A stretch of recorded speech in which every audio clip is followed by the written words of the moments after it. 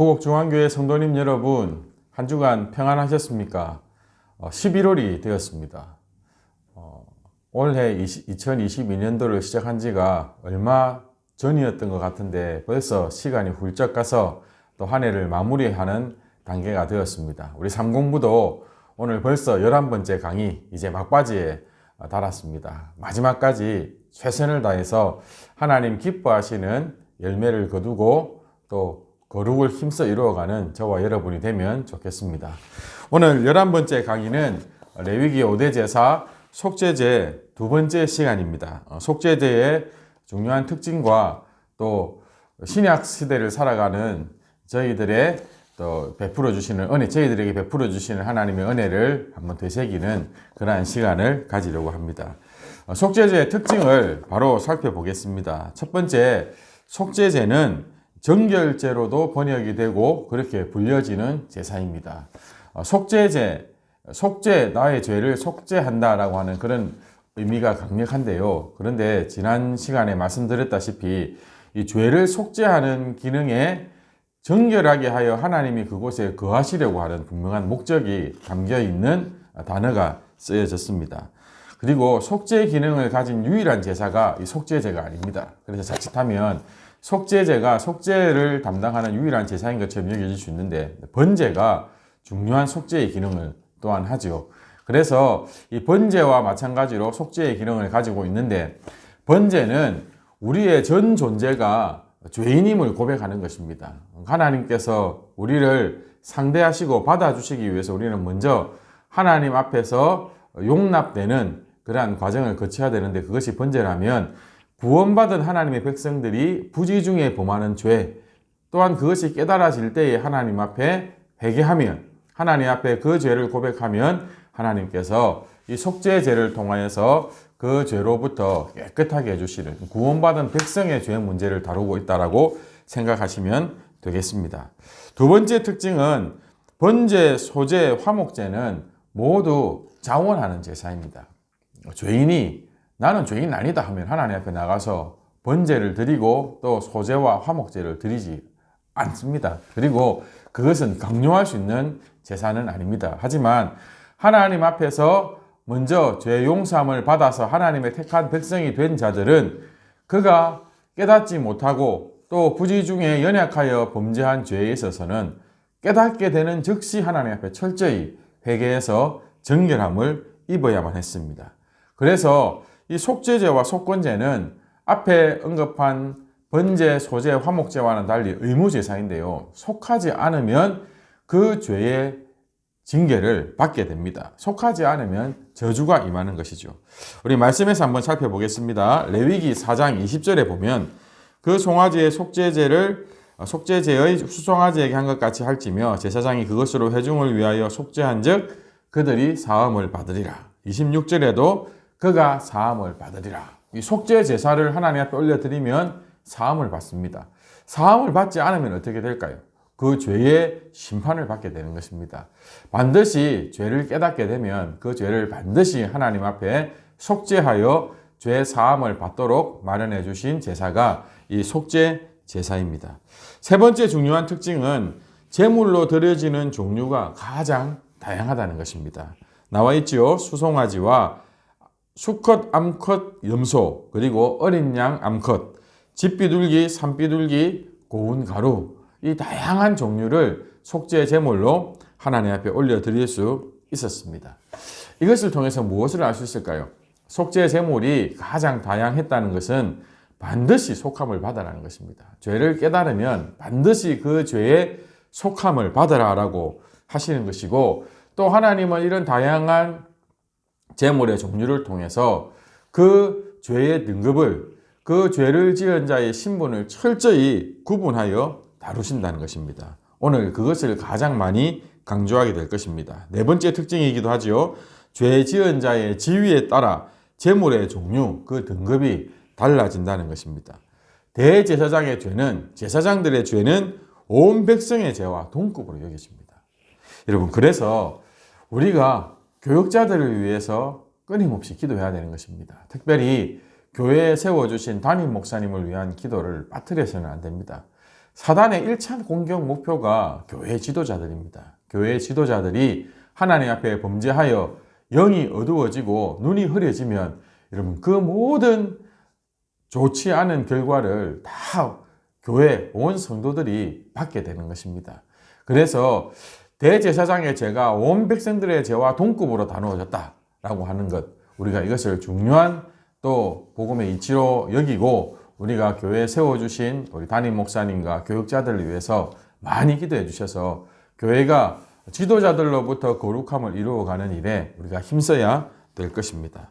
말씀으로 확인해 보겠습니다. 레위기 4장 3절에 제사장이 범죄하실 경우에는 가장 높은 등급의 제물이죠. 수송아지로 속죄 제물을 삶고 4장 14절에 보면 온 회중, 이스라엘 온 회중을 가리킵니다. 회중의 죄는 수송아지를 드릴지니 동급으로 여긴다는 것입니다. 족장은 그보다는 한 단계 낮은 가치의 등급의 흠없는 수렴소를 예물로 바치는 반면 다음에 PPT를 보시면 4장 27절에 평민의 한 사람인 경우에는 암염소나 혹은 어린 양 암컷을 속죄 제물로 드릴 수 있었습니다. 그리고 예외적인 조항으로 5장 7절 또 11절에 보면 가난한 자의 경우에 어린 양이나 염소를 제물로 바칠 수 없는 그 힘이 없는 미력한 자들의 경우에는 산비둘기 2마리나 집비둘기 새끼 2마리를 하나님 앞에 속죄 제물로 바칠 수 있었고요. 또 그것조차도 드릴 수 없는 극빈 계층이 있죠. 극빈자들은 레위기 5장 11절에 보면 고운 가루 10분의 1 에바를 예물로 가져다가 속죄 제물로 드릴 수 있었습니다. 그런데 재밌는 것을 한번 보십시오. 이것은 속죄제인즉 여러분 고운 가루, 밀가루, 고운 가루 한 움큼은 소제물이잖아요. 소제를 드릴 때 하나님 앞에 드릴 수 있는 제물인데 그때는 반드시 기쁨 그리고 감사를 의미하는 기도를 의미하는 기름과 유향을 첨가하도록 되어 있었는데 이것은 속죄제이기 때문에 속죄제로 극빈자가 고운 가루 10분의 1바를 속죄 제물로 드릴 때는 기름과 유향을 넣지 말라고 그렇게 말씀하고 있습니다. 소제가 아니라는 것이죠. 속죄제에는 철저히 애통하는 마음, 자복하는 마음만으로 하나님 앞에 나아가야 되기 때문입니다. 이 모든 제물에 그 제물의 등급의 구분 없이 그 드려진 속죄 제물을 하나님 받으시고 그가 사함을 받으리라 라고 그렇게 말씀하십니다. 속죄하면 사해 주십니다. 속죄해야 사함을 받게 되는 것입니다. 신약의 속죄제는 뭘까요? 우리가 예수 그리스도로 말미암아 모든 제사가 완성된 그 은혜의 시대를 살아가는 저와 여러분의 속죄 제사는 무엇일까요? 구원받은 하나님의 자녀들이 우리의 모든 허물을 하나님 앞에 속죄받을 수 있는 길은 무엇일까요? 요한 1서 1장 9절이 바로 이 속죄 제사를 가리키는 것입니다. 만일 우리가 우리 죄를 자백하면 그는 미쁘시고 의로우사 우리 죄를 사하시며 우리를 모든 불의에서 깨끗하게 하실 것이요. 우리가 실수하고 또 우리가 알게 모르게 알게 죄를 지었다는 것은 사실 이 속죄 제사에 해당되는 것이 아니라 하나님 앞에 철저히 우리의 전 존재를 다시 한 번 더 하나님 앞에 용납받아야 되는 큰 죄의 문제이지만 또 우리가 연약하여 부지 중에 범한 죄 같은 경우는 깨닫는 즉시 하나님 앞에 회개의 기도를 올려드릴 때 하나님은 그것을 우리의 속죄 제사로 받으셔서 예수 그리스도 안에서 우리의 모든 죄를 사하여 주시고 우리를 깨끗하게 해 주시겠다고 하는 약속입니다.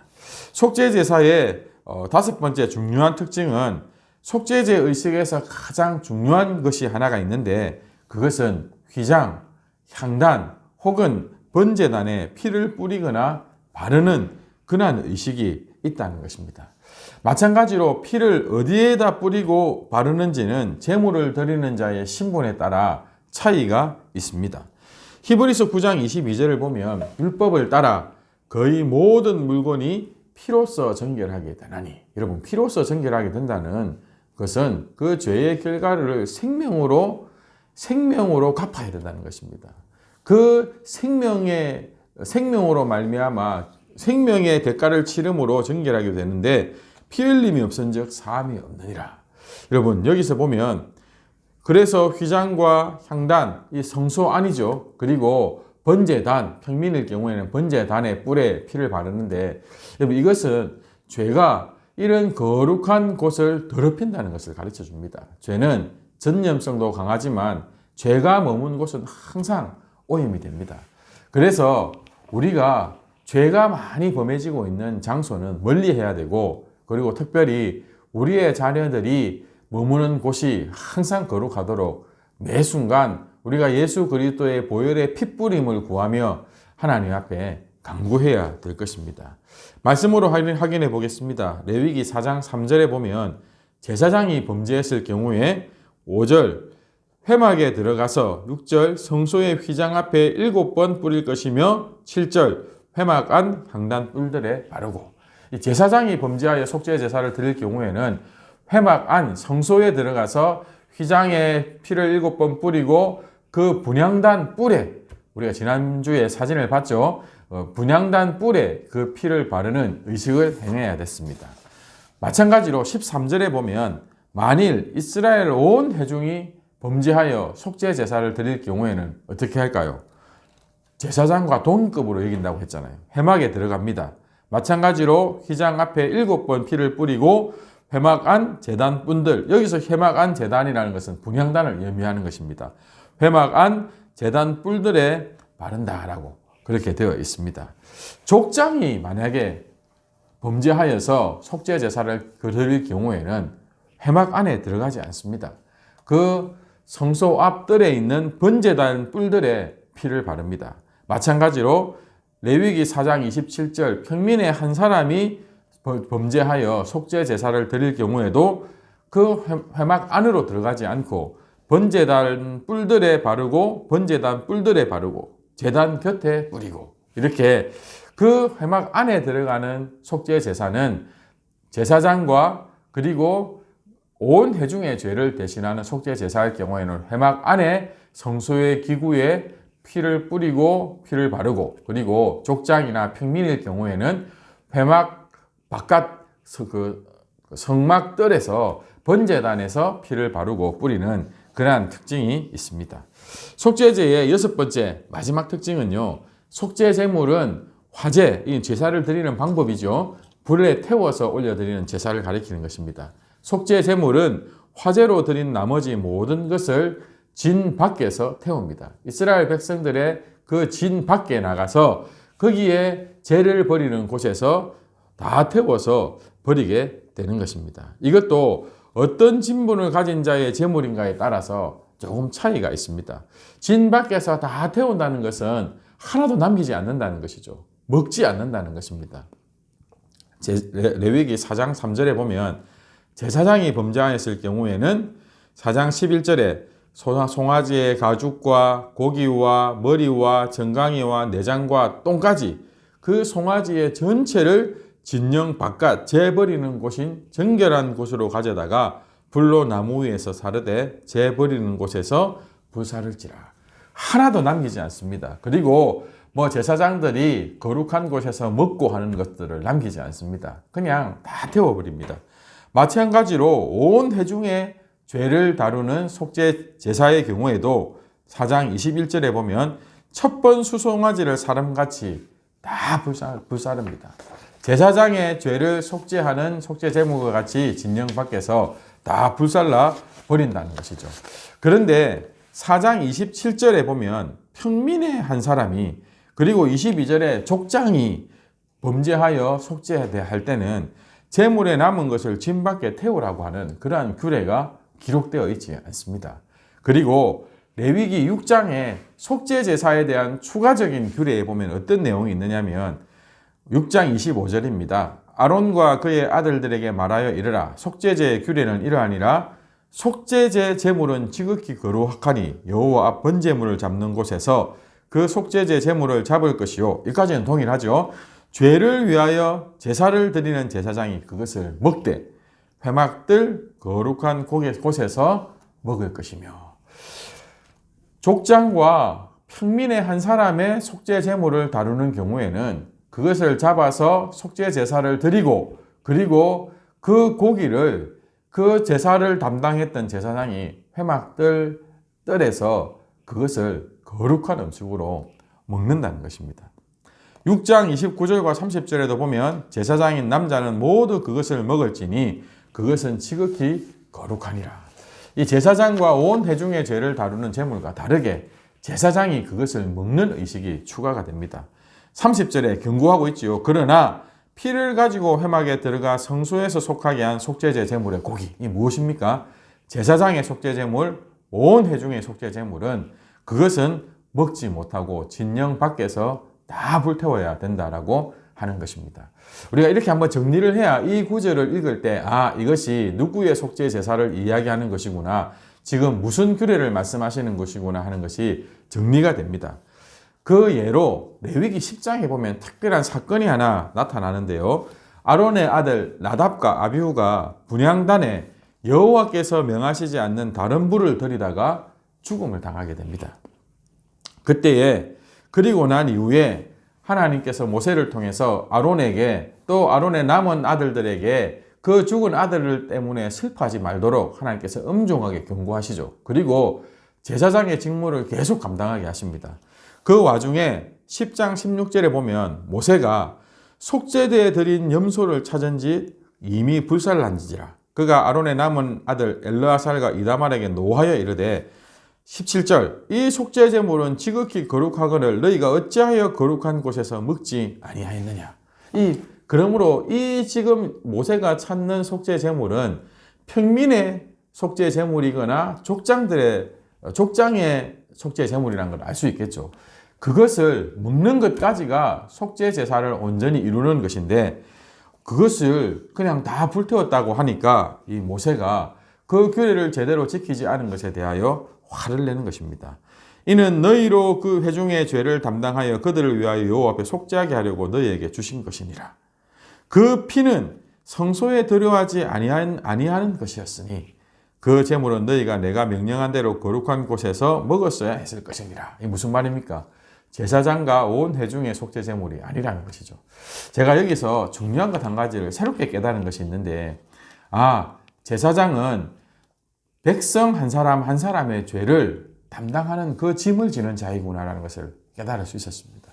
여러분, 그 속죄 제물에 남은 고기를 먹는 것이 제사장이 신나는 일일까요? 그렇지 않습니다. 오늘 제가 시간상 또 지면상 다 밝히지 않았지만 그 속죄 제물의 고기를 대하게 되면 부정해집니다. 그래서 또 자신을 정결케 하는 그 시간을 또 제사장은 가져야 됩니다. 그런데 그 제사를 지냈던 제사장이 그 속죄 제물, 평민의 속죄 제물, 족장의 속죄 제물을 그 거룩한 곳에서 먹는 것을 통해서 그들의 죄를 짊어지고 하나님 앞에서 대신 속죄하는 그런 역할을 가진다는 것입니다. 하나님 앞에서 교역자로 성도들을 섬긴다는 것이 무슨 의미인지 새롭게 깨달을 수 있는 시간이었습니다. 제가 레위기 10장을 소개해드린 이유를 알겠지요. 성경이 이렇게 우리가 당연히 알고 있다고 생각하고 풀어서 이야기할 때 우리가 이렇게 한번 정리해 놓지 않으면 이 속죄제물은 못 먹는다 했는데 왜 또 안 먹었다고 화를 내지? 왜 먹으라고 하지? 이런 게 혼선이 올 수 있습니다. 제물을 드리는 자의 지위에 따라서 그 제물을 다루는 것이 이렇게 차이가 있다는 것 한번 정리해 놓으면 성경을 읽을 때 더 우리가 이해를 깊이 할 수 있을 것이라고 생각합니다. 이제 우리의 신약의 속죄 제사에 대해서 말씀을 통해서 성경 구절을 통해서 한번 확인하고 우리 속죄 제사의 모든 부분을 마치려고 합니다. 베드로전서 1장 2절입니다. 하나님께서 우리를 부르셨는데요. 어떻게 부르셨을까요? 곧 하나님 아버지의 미리 하심을 따라 성령이 거룩하게 하심으로 순종함과 예수 그리스도의 피 뿌림을 얻기 위하여 택하심을 받은 자들에게. 여러분, 우리가 누구인지 아십니까? 우리가 하나님께서 거룩하게 하기 위하여 예수 그리스도의 피를 뿌리는 자들이라는 것입니다.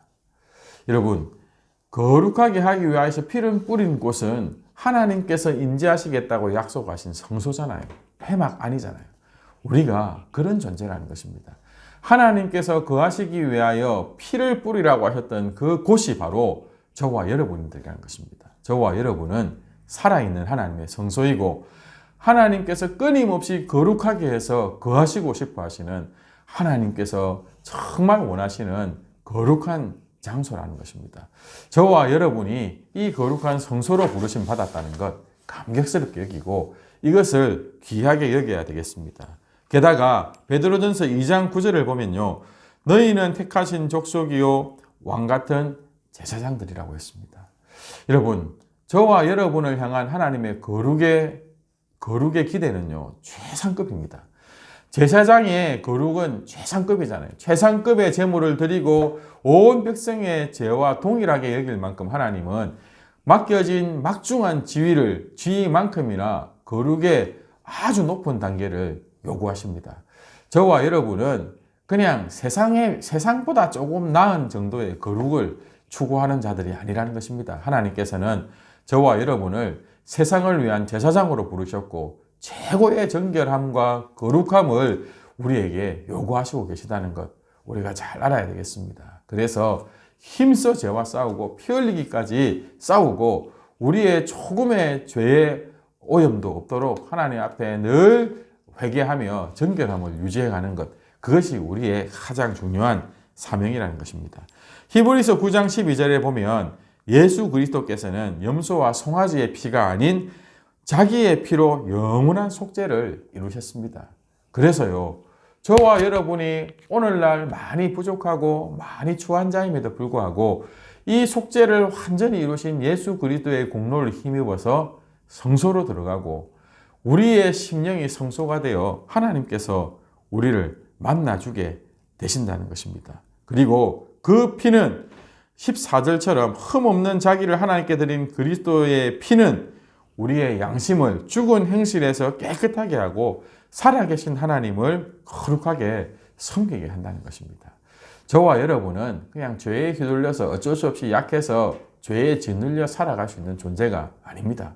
예수 그리스도께서 피뿌림으로 우리를 거룩하게 하셨기에 우리를 거룩한 하나님의 제사장 되게 하셔주셨기에 저와 여러분은 선한 행실로 정결한 마음으로 하나님을 기쁘시게 할 수 있는 삶을 살아갈 수 있는 그 힘을 얻은 자라는 것입니다.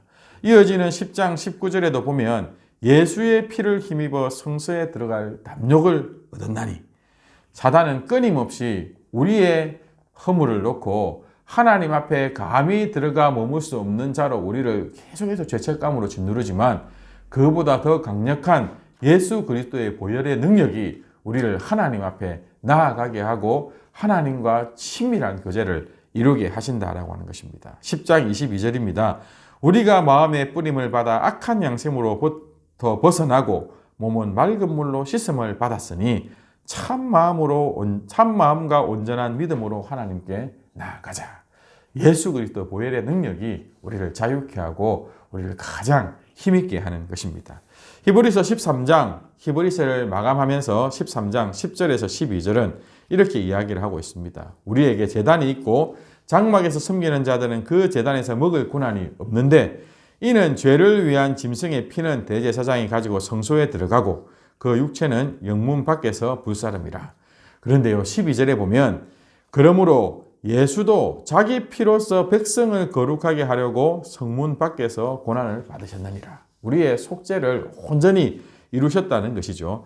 예수님께서 성문 밖에서 고난을 받으셔서 우리의 속죄를 이루셨기에 이제 예수 그리스도로부터 정결함을 입어서 예수 그리스도와 같이 제사장의 역할을 감당한 저와 여러분의 삶은 어떻게 돼야 될까요?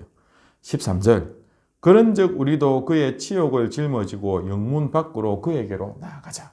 여러분 우리도 영문 밖으로 나아가서 우리의 모든 치욕을 짊어지고 영문 밖에 나가서 그것을 불사르는 거룩에 힘쓰는 삶을 살아가야 된다는 것입니다. 그리고 영문 밖에 나아가서 다 불태우는 삶이 무엇이냐면 예수로 말미암아 15절이지요. 예수로 말미암아 항상 찬송의 제사를 하나님께 드리는 것이고 16절 선을 행함과 서로 나누어 주기를 잊지 않는 것. 이것이 우리가 예수 그리스도를 힘입어 끊임없이 정결한 곳인 영문 밖, 그 영문 밖 죄를 버리는 곳에서 우리 자신을 불태우는 삶이라는 것입니다. 우리가 얼마나 열정적으로 찬송하고 우리가 얼마나 열정적으로 선을 행하고 복음을 위하여 헌신해야 되는지 이 속죄 제사, 특별히 예수 그리스도께서 우리를 위하여 온전히 이루어 주신 이 속죄 제사가 잘 가르쳐 주고 있다는 것입니다. 여러분, 우리가 더 뜨거워져야 되겠습니다. 우리가 더 열정적으로 하나님을 섬기고 우리가 더 열정적으로 거룩함을 위하여 힘써야 되겠습니다. 그리고 우리는 제사장이잖아요. 세상의 죄를 짊어지고 그 죄를 속하기 위하여 더 하나님 앞에 중보하고 애통하는 심령으로 하나님 앞에 엎드려야 되겠습니다. 나라적으로 참 좋지 않은 사건들이 일어나고 그 모든 것이 진리를 떠난 결과임을 우리가 알고 있습니다. 진리 대신 예수 그리스도 하나님의 말씀을 붙들고 세상을 중보하고 복음을 파수하는 일에 더 열심을 내는 저와 여러분이 되기를 소망합니다. 5대 제사 속죄제 두 번째 시간 정리하겠습니다. 첫 번째로 우리는 모두 거룩하심, 정결하심을 입기 위하여 부르심 받은 자들입니다. 하나님이 거하시는 곳은 거룩한 곳입니다. 우리는 정결하게 하시는, 거룩하게 하셔서 거하시기 위하여 부르심 받은 자들임을 깨닫고 늘 하나님을 내 중심에 모실 준비를 철저히 합시다. 이 모든 일을 예수 그리스도께서 이루어 주셨습니다. 감사와 찬송으로 영광 돌리며 하나님이 거하실 성소로 더 아름답게 준비되기를 소망합니다. 예수 그리스도 안에서 제사장 된 우리는 최고 수준의 거룩을 위하여 힘써야 됩니다. 우리가 바로 제사장이거든요. 우리가 바로 수송아지를 드리고 회막 앞에 들어가고 진영 밖에서 다 불살라야 됐던 최고의 거룩을 위한 속죄 제물을 드렸던 제사장이라는 것입니다. 온 백성의 죄와 같이 다루신다는 걸 기억하고 우리 또한 그 교육자들은 섬기는 백성들 그리고 이 세상을 향한 제사장의 역할들을 감당하는 저와 여러분들은 세상의 죄를 위하여 더 기도하고 하나님 앞에 엎드리는 그러한 신실함이 있어야 될 것입니다. 마지막 세 번째 결론입니다.